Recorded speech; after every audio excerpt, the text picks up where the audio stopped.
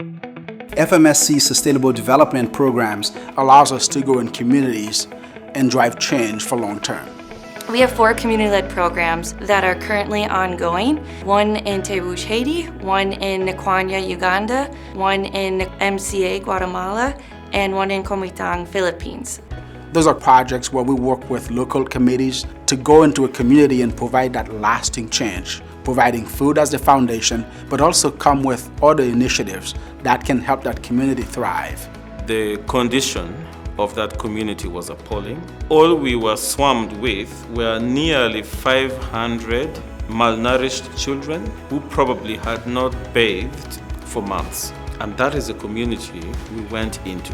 What is the biggest need in those communities? It's food. If we can fill that gap for 3 to 5 years, what does that allow you to do? Food is where it begins. It's the foundation that allows them to do evangelism and education and medical clinics and all of the work that will support their community in the future.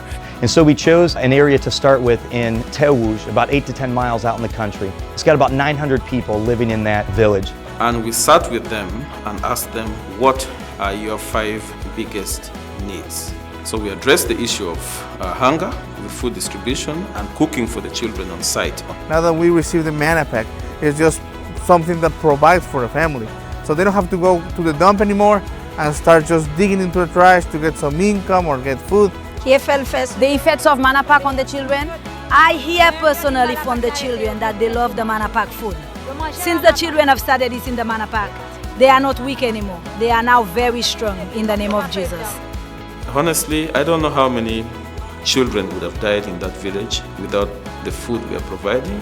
So what these sustainable programs do, it allows food to be pushed into the community. There's a commitment to that community that they're going to have food for their children. And then we ask them to dream, what would it look like if you don't have to worry about food? What would that allow you to do? Where would you reinvest the finances that you would normally use for food? Where would you reinvest that into the community? When I visited, I sat and had lunch with them. It brought tears to our eyes. The community led the way in addressing their challenges and just sent the kids to school. Food was the foundation.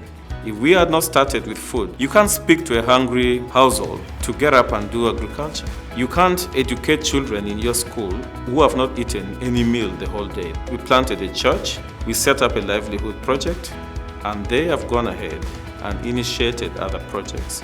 When you see the community that once needed help, now being self-sustaining and helping others, to me, that's the greatest thing. People said that they were able to better find jobs and jobs that would pay a livable wage at the end of the community-led programs versus at the beginning. Nikwanya community that was in total hopelessness will probably become one of the most productive communities in the region. It's not about FMSC. It's about what God's trying to do through that local community, and we're just the support for that. This is vital to sustain what they're going to do for long-term projects in their country.